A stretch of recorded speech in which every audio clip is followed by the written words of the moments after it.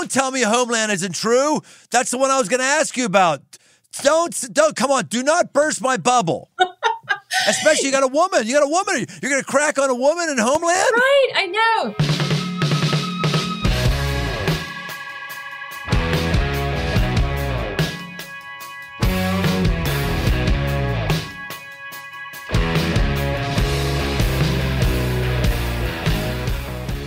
Welcome to The Aggressive Life. For a decade, Michele Rigby Assad was an undercover intelligence officer for the officer. Yeah, that too. She had offers as an officer in the CIA, specializing in counterterrorism and counterintelligence. Translation, she was a spy and a badass one. Like any spy is not a badass. While it might sound like a movie, dodging bombs, getting information from terrorist informants, and protecting American interests, all that stuff was in a day's work for Michele. She's lived and worked in 6 Middle Eastern countries, including working in the Green Zone in Baghdad, Iraq, where the Coalition Provisional Authority and CIA had their headquarters. It was a location routinely targeted by insurgents and terrorists on a regular basis. After a decade in near constant danger, Michele and her husband, also a CIA operative, decided to move on. And since then, she's penned a best-selling memoir called Breaking Cover: My Secret Life in the CIA. She's worked alongside Hollywood producer Mark Burnett, a friend of mine, to rescue Iraqi Christians facing persecution from ISIS. And she's become a highly sought-after keynote speaker and consultant, working with corporations as diverse as Google, the Disney Institute, and the Baltimore Ravens, and sharing her incredible stories and insights on the TEDx stage. She's bringing all her wisdom, training, and badassery to us today. Welcome to The Aggressive Life, Michele Rigby Assad. Thank you, Brian. I'm so excited to be here. Oh, you say that to all the podcast hosts that give you a professional wrestling introduction, don't you? Well, I have to say that was a first. Yes. Okay. So this is the deal. You grow up in Florida. You're a homecoming queen and a self-described Southern belle and homebody.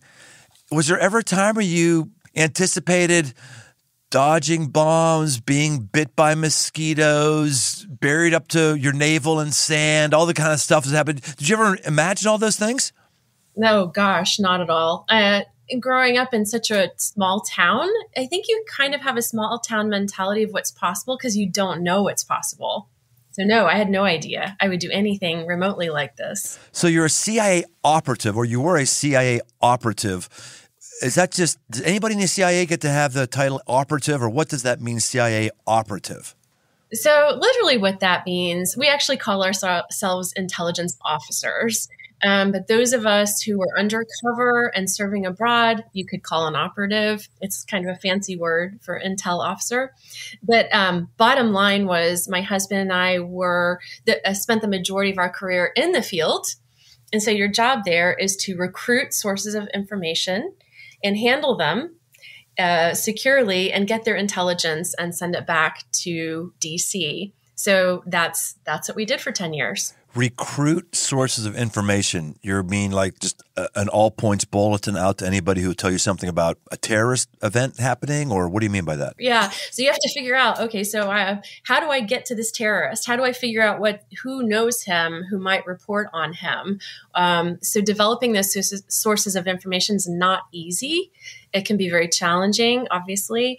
But and then once you try to get close to someone, then you've got to show them that you're not going to get them killed, that you've got the chops to handle them securely, because the information they're giving you is so sensitive that if it's spilled, they could lose their lives. So getting them to work with the CIA, who really oftentimes they consider their biggest enemy, is not a small thing. How do you do that to get them to have trust in you that you're going to cover them and all that stuff? I mean, you're not going to say, look at my high school yearbook. Here's all the things I did that are nice. What do you do? No, yeah. So you have to figure out what makes each person tick. So you have to figure out what motivates them. And then you have to appeal to that motivation. And of course, you have to do that authentically because these guys are really street smart. They are reading your nonverbals. They're really trying to size you up and figure out what you're all about. And so you've got to figure out, okay, what makes sense to them? How can I spin what we're doing in a way that makes sense to them? So again, it's really, it's more about psychology than, throwing punches as people see in Hollywood movies. Yeah. It's a mind game more than anything. I know somebody who is in the interview process for the FBI. Give us a primer on what exactly is the difference between the FBI and the CIA, and what are the key qualifications needed? Is it the same? If you're in one organization, you would function well in the other organization, or are they different? Just give us a little rundown.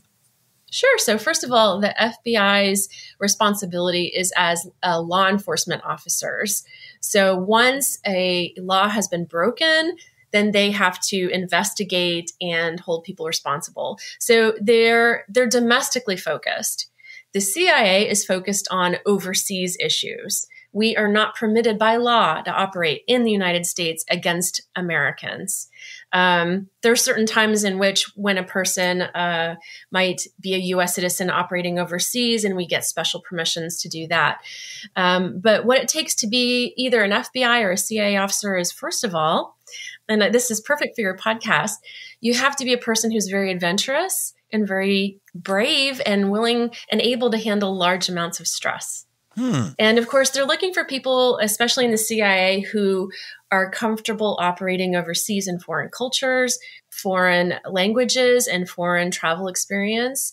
And FBI are more looking at people who understand U.S. law, like you're an attorney, or you're a linguist in another language. So the FBI and CIA look for different things, but at the end of the day, they are looking for people who can think on their feet quickly and can unravel complicated situations. When you say adventurous, how do you define adventurous?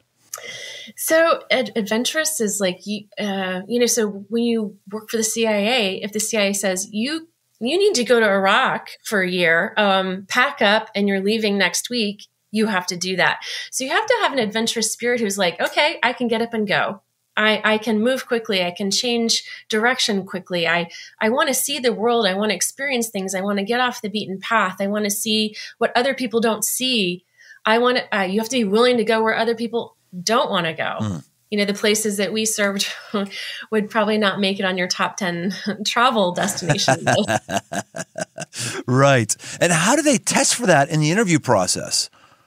Well, they ask, oh my goodness. So your interview process could be like a 3-hour interview, and they ask you all kinds of questions about, how you live your life and what are your goals and what are your achievements. And how you answer those questions goes a really long way in telling them, what you're made of and what you're about. You mentioned large amounts of stress. I like that because I've been thinking about, myself, what makes myself able to do the job that I'm doing. And as I age, get older and older, at some point, I've got to be out of my job and somebody else has got to be in, somebody who's younger and hopefully better. And a lot of times we put down the obvious things for a job like me, who is a mega church pastor by day, right? Got to be able to speak well, lead, have leadership, blah, blah, blah, blah, blah, all that kind of stuff. But aside from that, a huge thing is just what you said, handling large amounts of stress. There's people who could speak really well and could behave okay in the boardroom, but the daily grind, the daily pressure, the stress would just crush them. And you actually call that out in the CIA, large amounts of stress. Yeah. And the only way to get there is to be willing to do hard things often. So you build up your risk tolerance, you build up your ability to operate under stress by operating under stress and not running from doing hard things in life. How might the average person increase their stress level? What kind of things? Well, I don't think we have to work. Actually, stress resistance level. I'm sorry. The average person can increase their stress just by watching the news. Oh no, I can't handle it, freaking out. How might somebody increase their stress resistance level?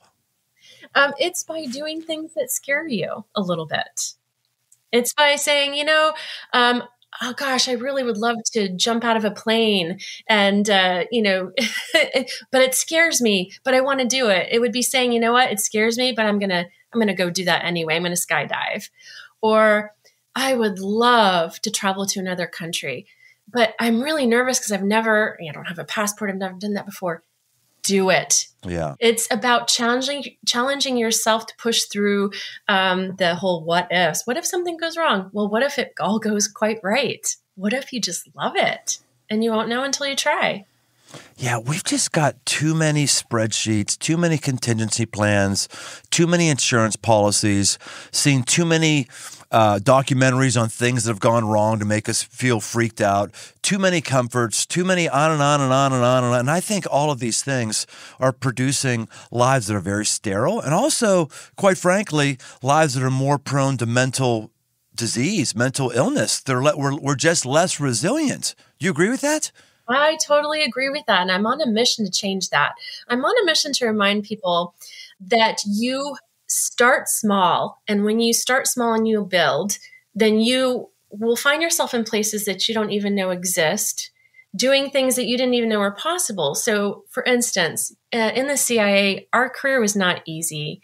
And I'll have to be very honest, Brian, there were so many times when we learned the next place we were being sent to. And we'd be like, are you kidding me? We have to go there for a year? We just served 2 years in this really, really hard place that no one wants to go to. And it felt like we kept drawing the short end of the stick. Like, why do we have to do all the hard stuff while my friend's getting sent to Paris and Rome? And jealous. So jealous. Like, why can't we go there and do that? And complained a lot to God. Like, why, Lord? Why is this our path? Why is it so hard? And at the end of that 10 years, we look back on it and we realize that we had a level of counterterrorism expertise that you can't develop in Paris and Rome. Yeah. That you can only develop when you're working in war zones, interacting daily with bad guys and dealing with these, hardened insurgents and terrorists. Like, there's no better schooling on terrorism than dealing with actual terrorists. And then God was able to use the 10 years of really, really hard places and hard work to do something amazing with that. So I always tell people, like, be focused on how God can use what's hard to build up your ability to operate under stress so you can do something even greater for the kingdom. So really all those Parisian folks were just weenie boys and weenie girls. Come on, say it. Go on the record. Come on. They had a lot less experience than we did in dealing with whatever. They were weenie boys and weenie girls. You don't have the aggression to say it. I'll say it. How about this? You and your husband, because he's a operative as well, were you posing as a married couple, or did you have separate assignments in the same country? We were together. Okay. So that makes you stronger, obviously, than if you're on your own. And who knows you better than your spouse? So when you're preparing for an operation, your spouse is like, don't forget this and that. And so that was I was so grateful to build each other up, especially when we were in really hard places and didn't know why all the time. How long have you been out of the CIA now? 10 years. So we were in for 10 years and now we've been out for 10 years. And did you have like PTSD, recovery kind of things to go through, or how was that process? Especially after war zones, there was a fair amount of PTSD, which part of me feels bad for even saying, because, we were not on the streets, right. Iraq getting shot at in the way our brothers and sisters in the armed forces were. Boy, I don't know how they did that every day. But we did, in the green zone have rockets shot constantly every day, multiple 15 rockets every few hours being shot at us. I mean, that wasn't fun either. And so I think the PTSD we had was with loud sounds, loud noises, just kind of living on the edge, like this produces something weird. Like you kind of don't know how to let go, like when you leave a war zone type location. So we would go on R&R, we'd come home, and it would take us a full week to just relax.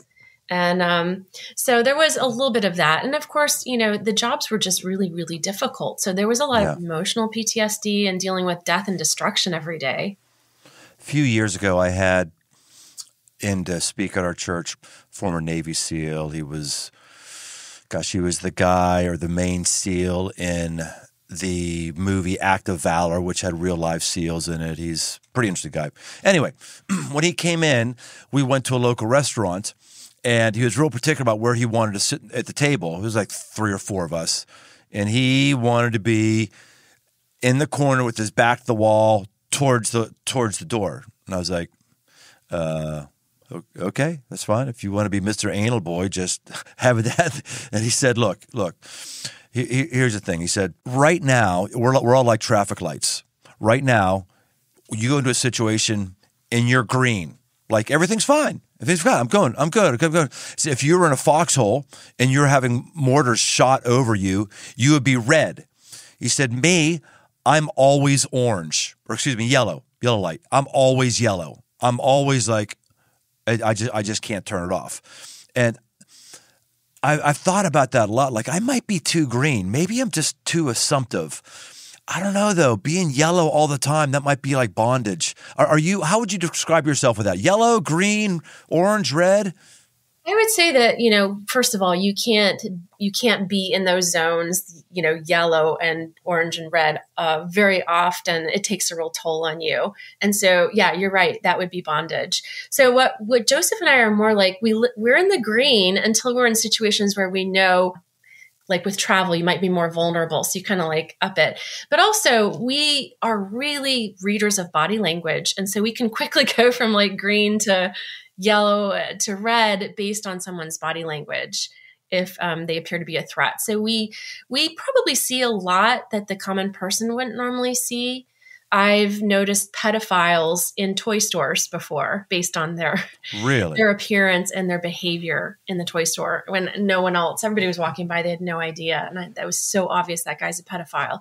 Or one time I was in Target and I think I saw a FBI surveillance operation going on because I saw the guys with the earpieces and I saw how they were like positioning themselves. So when you know what to look for, you can see things that other people don't see quite often and move quickly between those zones of alertness. All right. So a pedophile in a pet store would do what? Inquiring minds want to know. So yeah, he was crouched. It was weird. He was crouched down by the Barbie dolls. And I was like, he looked weird. He looked out of place. So I paid a lot of attention to him. He looked greasy. He was very unkempt. His shirt was like half tucked in.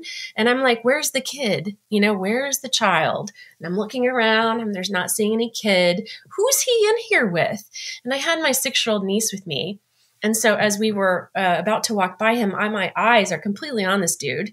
And I watch him turn and look at my 6-year-old niece with those terrible eyes that told me that he was a pedophile. The kind of thing that makes you shiver because you see eyes looking at her. And of course, you put your body in front of her and then of course you kick him in the nuts is what you do. What do you mean? Of course he's down, kneel down. Michelle, I thought you were badass. Why don't you kick him in the nuts? That's what you want to do. Yeah. It's terrible. And then you want to like pedophile in aisle 5. Oh, wow. Ugh. Gosh, that would be, man, I kind of don't want your powers of observation. That would be like bondage, just seeing things all the time and looking for them. Or do you not view it that way? I don't view it that way, but I am kind of an extroverted introvert in the sense of when I'm out in public, it takes a lot of energy for me. And it may be because I'm just always reading people. It's just a lot of data to take in. And so it exhausts me. So, like I can go speak on a stage, but then maybe the part afterwards where I'm selling book and talking to people that, by the time I'm done with that, I am spent. I don't know how you are as a preacher, yes, but it takes a lot of energy. So you kind of have to know where your limit is, right? Right. Well, your job, speak on stage, is very difficult, very, very grueling. I have people who say, gosh, you get speaking and then you go back to your green room. How come you're not hanging out with the people?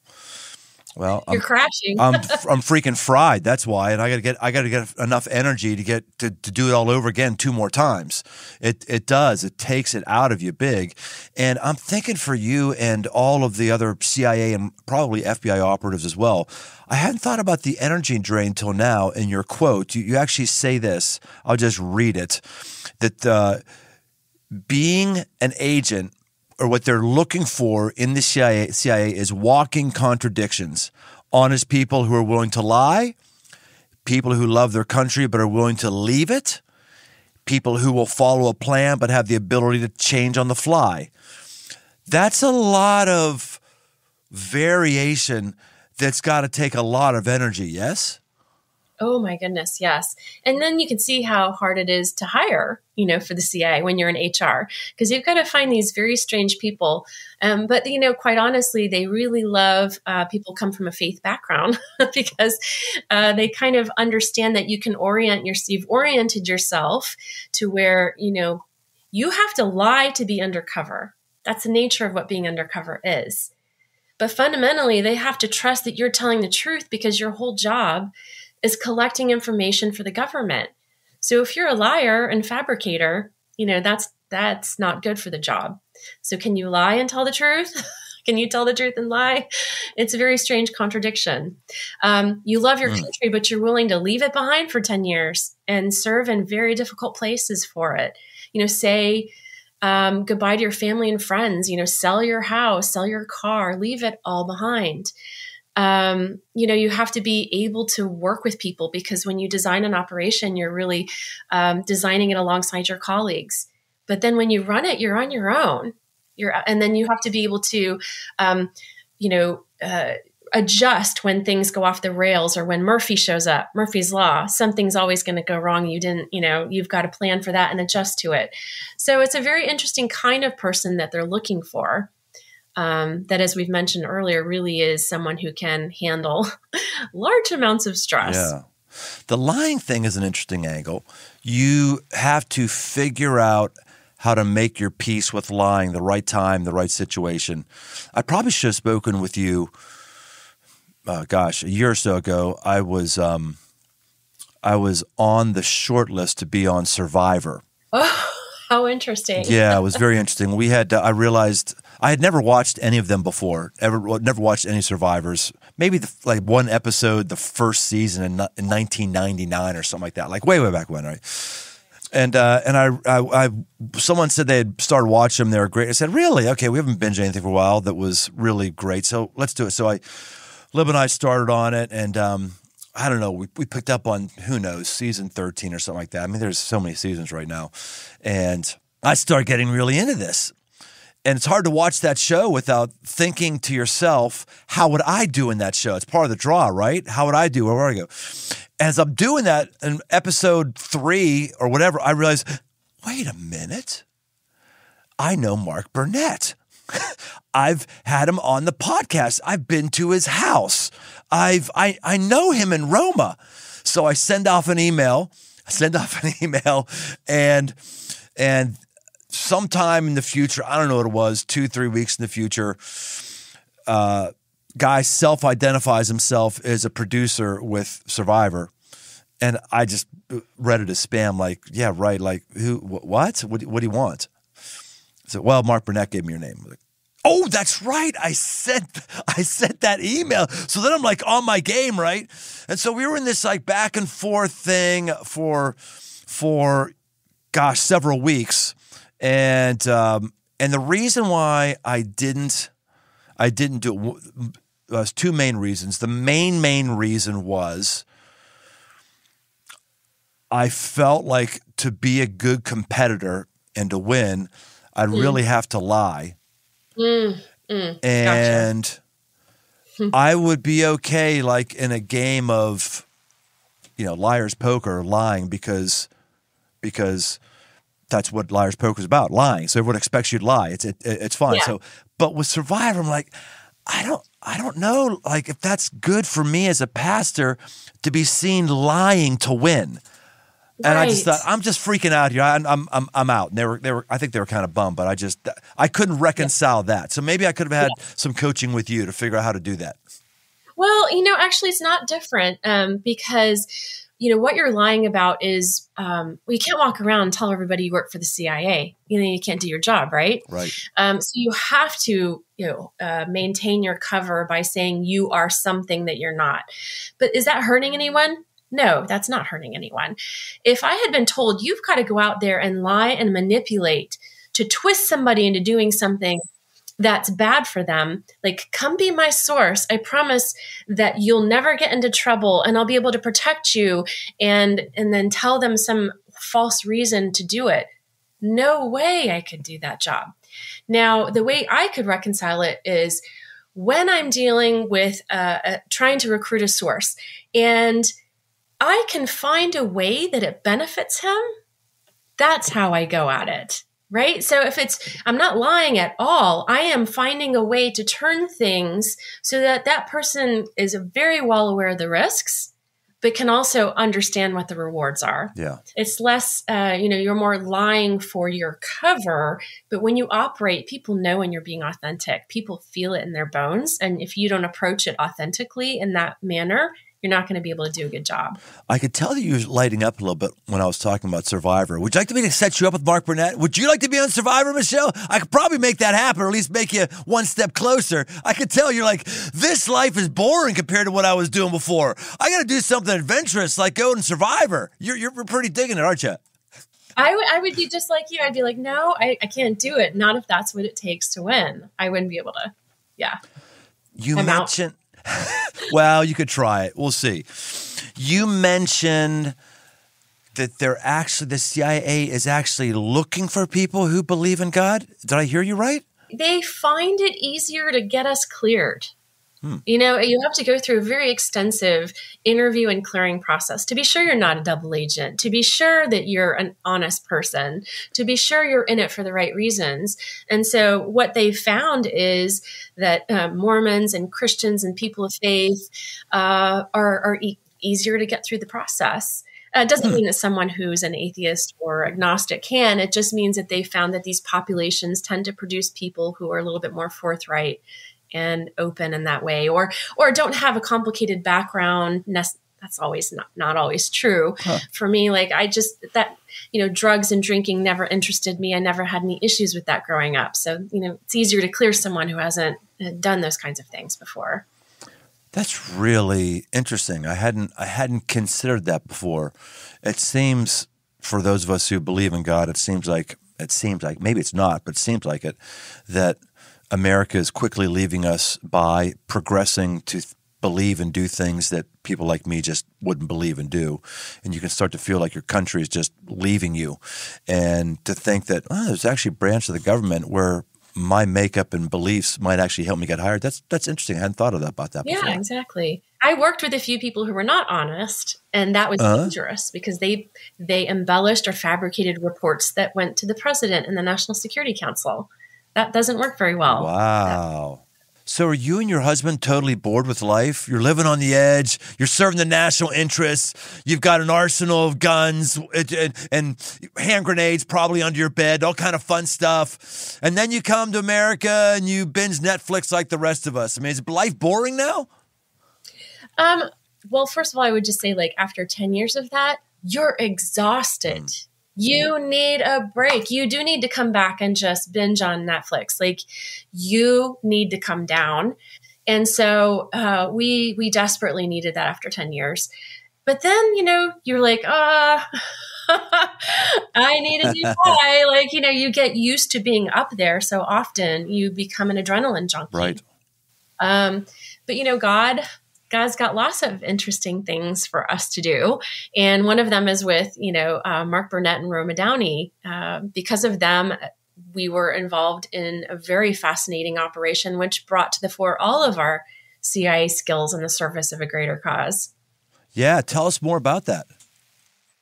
So if you recall, in 2015, it was the summer of the Great Migration of refugees across from the sea and land, and ISIS had taken over Iraq's second largest city, and swept across the country and uprooted Yazidis and ancient Christian communities in that sweep across the country.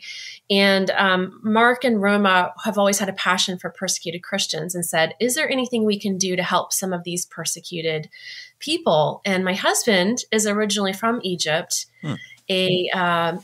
interestingly enough, an evangelical Christian from Egypt, which is the minority of the minority, then a persecuted Christian, which is why he came to this country. So we were brought in on this effort to try to operationalize an idea of, can we help some of these people who need to leave Iraq and find a new country to live in? And so that kicked off 4 incredible months of choosing a group of people to work with and trying to find a country, and then trying to arrange for this miraculous airlift, which resulted in the relocation of 149 Iraqi Christians. So Mark and Roma funded that, and I'm grateful that they brought us in and said, hey, you take this and run with it? Yeah, okay, sure. And so that was like the most amazing feeling, because it was so clear how diplomacy, learning how to carry out operations in dangerous places, learning how to vet people, understanding how to vet logistics and set up logistics, all of that came together for this incredible cause that was made possible by being in the CIA for 10 years. So, God always pulls things, out, and he's like, hey, I know you're a little bit bored. Here, do this. How long did that take you, that assignment? 4 months, 3.5 to 4 months. It was a shock to all of us. We thought this could be a couple of years, but it happened very quickly. What you said, it happened. What, you rescued everybody in the entire country quickly, or what? What happened? What was the Mark had said, look, it's overwhelming. So many people need help, but why don't we just start small and see what we can make happen? And so it was during a period of time when, every country in Europe and Australia and New Zealand, United States, Canada were overwhelmed with requests for refugees. So everyone said, no, nobody needs any more refugees. So it was the worst possible time to try to find a receiving country. And so the miracle came in that God led us to one country that said yes, which was Slovakia. And that was the miracle. And so what that resulted in was us arranging for a flight and transporting 149 Christians from northern Iraq to Slovakia. But even that last bit of that process got thrown off by the Russians, who were shooting cruise missiles over Iraqi airspace into Syria against ISIS targets. So our entire evacuation got thrown off by the Russians. So it was one of those situations where God was like, I know this feels bad. I know that, in fact, this feels quite awful, but just watch. And so standing and watching the work of God is so incredible, because there was one plane on the ground and one only, and he miraculously provided that plane to us for that, and the permission for us to take off with this group of people. Man. So, nothing is easy, but all for his glory. So you go into Iraq, and how do you find these Christians? So we were working with a couple other people as part of this team trying to make this happen. And one of them had met an Iraqi priest who had been based out of Baghdad and was taken hostage by al-Qaeda while we were in Baghdad. So he was told to convert or die, and wouldn't convert, and had his bones broken, was tortured by al-Qaeda, and withstood that torture multiple times. And he was in Washington, D.C., trying to get American Christians and American politicians to try to stand up for Middle Eastern Christians, for Iraqi Christians. And so when Joseph, saw Father Douglas, he's like, oh, I think that's the guy. So you want to work with someone that you trust and that you can work well with in order to arrange for this evacuation. So, yeah, he was the guy. And so you work with him, and he just says, here's your 142 people, or you're going out and trying to woo each person? I mean, you're trying to get people to trust you and get on a plane and go to the country. How does that information roll out? So the way that worked was when these tens of thousands, hundreds of thousands of Iraqi Christians fled their ancient homeland and went into Kurdistan, he was in charge of a church. Here is a man who was persecuted by al-Qaeda, had his teeth knocked out, his back broken, was tortured for Christ, in charge of a tiny little church. Next thing you know, hundreds of thousands of people are flooding into Kurdistan, and he's standing there as one of many receiving these people. So his church suddenly had thousands and thousands of people on the floor, on the ground, seeking shelter. So he was in charge of thousands of people and then was working to arrange for tents to be sent up, for water and food to be provided, for bathrooms, for laundry facilities. So he already was in charge of hundreds and hundreds of people and families, families with old people and small children and babies. And so he had all these people at his church compound. And he said, the problem is not finding people who want to go. They all want to go. The problem is deciding who goes. And for us, we wanted to vet.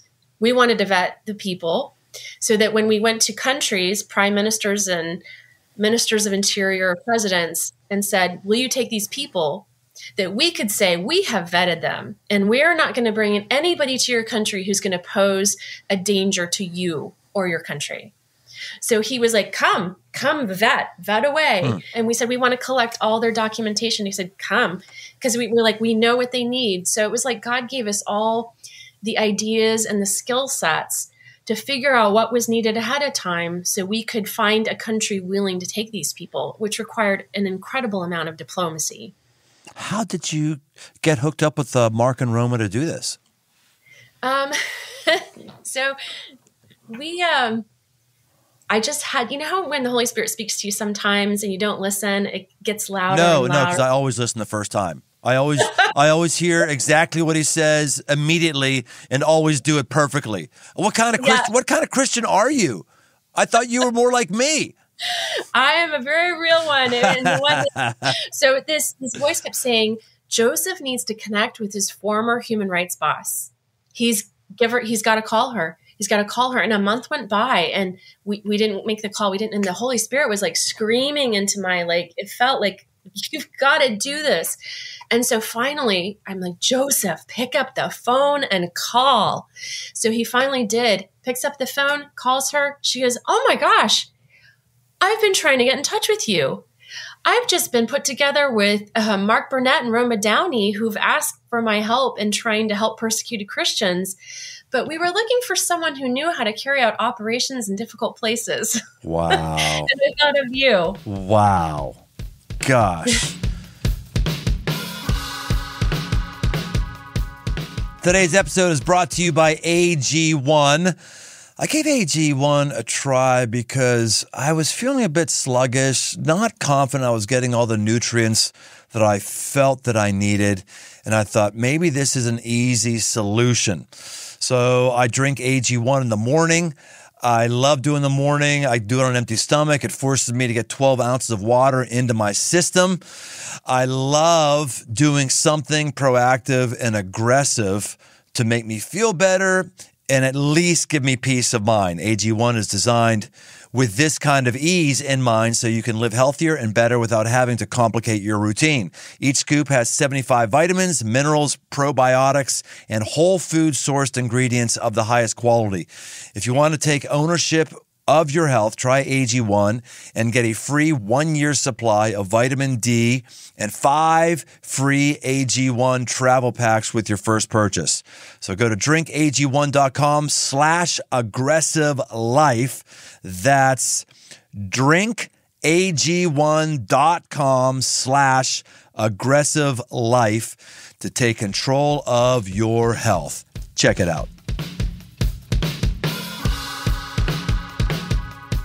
Wow, that's really, really fantastic. That's the aggressive life, right? Here you are. That's it. Mark and Roma are trying to aggressively do something. You're aggressively trying to hear God and listen to God. You aggressively go and move places. And the only thing that we have to caution ourselves on, those of us who are leading more normal lives. Very, very few of us are ever going to serve in Iraq and save Christians, and very few of us are ever going to do CIA, or very few of us are ever going to be cajillionaires like Mark and Roma who can finance all this stuff. Hey, where we are right now, our income level where we are right now, the things God's asked to do us right now, we can be aggressive in those. And no one may ever find out about those things. I never found out about this until talking with you, Michele. Nobody may find out about the things that we do, but God knows. And we know, and that's the most important. There are life-altering things that God throws in front of us every day, but if we're not paying attention, if we're not seeking him and saying, I am willing to do the small, hard things until you bring the cooler, more interesting things my way. Like, in other words, we couldn't do the Iraq evacuation unless we did the 10 years in war zones. So God is like, I can't use you unless you let me increase your risk tolerance by doing hard things, by slugging through the stuff that feels hard. It's not sexy. It's not sexy to read 1,000 intelligence reports a day. There's nothing cool about sitting at your desk and researching. But if you do it and you're faithful in the small, uncool things, he's preparing you. He's using these things in ways you can't even understand for the big, cool, life-altering things that we are all called to, no matter where we are. Yeah, is this what you mean by getting off the X? I want to squeeze as much juice as we can while we've got you in our hands. You've got a bunch of concepts that you speak on and all that stuff. I want to just give our listeners some stuff with. So talk about getting off the X. Okay, you're going to love this. It's so perfect for your podcast. So when you're under extreme stress, like you're being attacked by a terrorist, you have one of three potential responses: fight, flight, or freeze. And so when we're in the CIA, and the military does this as well, this is a very well-known security concept, they teach you to get off the X, which is essentially training your brain not to freeze. Okay, when something bad is happening, figure out what's going wrong so that you can respond accordingly. So if you're being ambushed, it's being able to figure out where they're launching the ambush from, and where, how to get off that X, how to potentially save your life. Because if you sit on the X, you'll die. And there's so many examples out there of people who froze. Right. And were shot and the grenade exploded. And so they're like, you have to do anything you can to get off the X. Well, if you take that and you apply that to life in general, you realize, wow, the X is the comfort zone. Because we're frozen, what freezes us? Intimidation, uncertainty, that's a big one, or fear. And so the idea is, what's got you frozen? What's got you so locked in the comfort zone? You're scared to push off of it. And so if you can identify what's holding you there, fear, intimidation, uncertainty, circumstances, then you can change your mindset and start pushing yourself. And a lot of people are like, well, I can't run off the X. If all you can do is crawl, that's what you do. Like you put one foot in front of the other. Today, how can I get myself unstuck from this situation? Just today. And then the next day you wake up and say, what more can I do to get myself off the X? How can I think aggressively, even when it's hard, especially when it's hard? Yeah, that's great. Yeah, so staying on the X is being passive, getting off the X is being aggressive. Yes. That's great. How about the life-altering power of grit? Grit. Which is one of those things that many Christians have a hard time with. This isn't a Christian podcast per se, but I am a Christian and it's a podcast. So therefore, I guess it is kind of a Christian podcast, but we're not trying to cover Christian topics. And I actually didn't know we were going to get in as much God talk as we have today, which is great. But I find that many believers are much more comfortable with grace than grit. They're much more comfortable with the concept of God giving them a second chance. They're much more comfortable with the concept of, hey, take it easy. It's not going to be all perfect. They're much more confident with the concept of God's in control. That's grace. There's not a lot of us are really comfortable with grit, as seen in all of us who start doubting our faith as soon as something doesn't go right. Oh, I thought God loved me. He loves me. We don't have to go through this difficulty. Maybe it doesn't exist. No, maybe you're a weenie boy and weenie girl who had a bad understanding of God. Who, like, what? All these people in Iraq, I'm sorry, I'm trying to preach right now. You're getting fired me up. All these people in Iraq, like, did they abandon their faith? No, they got their teeth punched out. They got their back broken.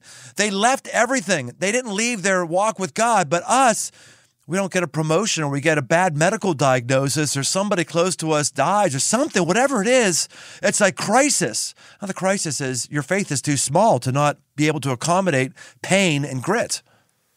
I think this is the key for living a victorious Christian life. That's it. This is the key right here. The key is once he sets you free from slavery, are you going to step right into the promised land?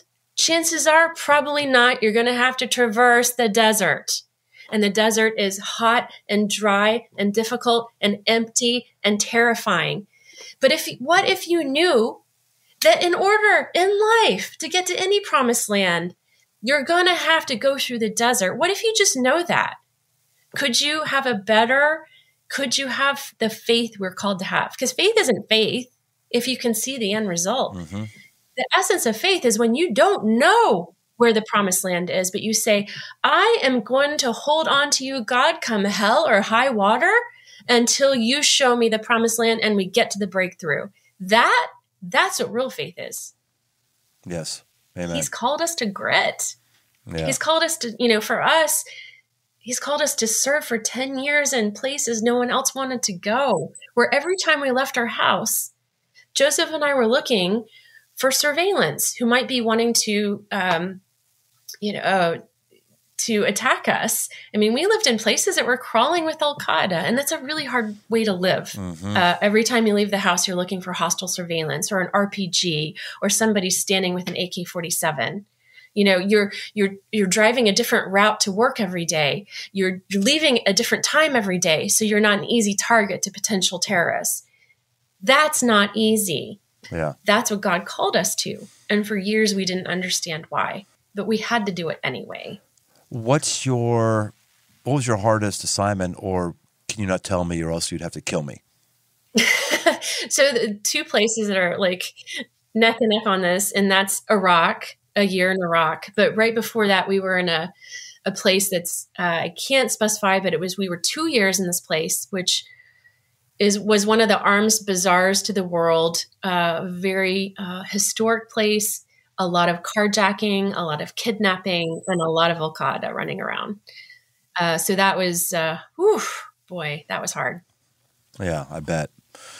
I'm curious, when you are in these situations, I'm not sure if you're armed or not because you're in a country that has different gun laws and all that kind of stuff. But I'm curious, now that you're in America, do you feel like so safe and so great, doesn't think about your personal defense at all because it's so much more secure than those things? Or are your sensitivities raised and like you think about things like that and you have an arsenal? I'm thinking about these right now because I'm about ready to buy a scope for a rifle of mine.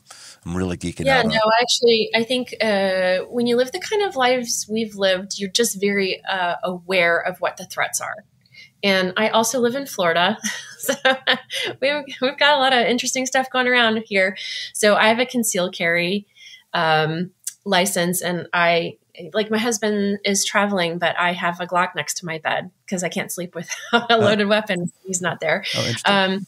Yeah, but I've gotten training. We had to get qualified in a Glock. So I really believe that if you're going to carry or you're going to have a weapon, you better know how to use it and use it well. I thought Florida, the only training was that you're a certifiable human being and you can carry a gun. Yeah, that's unfortunate. I know it is. No, if you're going to have a gun around and you need to know how to handle it and you need to know what's legal, what's going to get you into trouble. You don't want to mishandle that and accidentally shoot a family member. Yeah. It's very important to know how to use it. Yeah, wow. I have my concealed carry. Lib and I did a concealed carry class several years ago, mainly because it was a really good thing to do as a couple. Like, it's fun. Let's learn this and go do it. It was actually kind of cool. And I got my license coming out of that. I never am carrying, like, I don't carry Never, it. you know. No, unless I'm listening, unless someone's hearing me that thinks they're going to come up to me someday. Every once in a while I do. Just every once in a while I pick a random day. So maybe that's all that to say, all that to say. I kind of feel like sometimes, man, maybe I should be more prepared. Maybe I should be more prepared than I am on a normal day.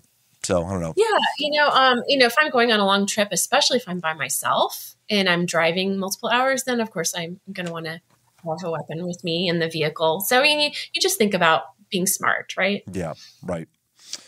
All right. Hey, one more thing, squeezing some juice out of you.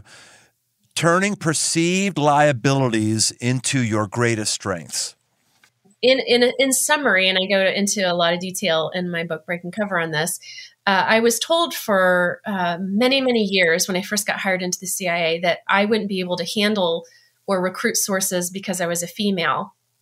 And that was very disappointing because I got a master's degree in Arab studies from Georgetown, learned Arabic, traveled the Middle East.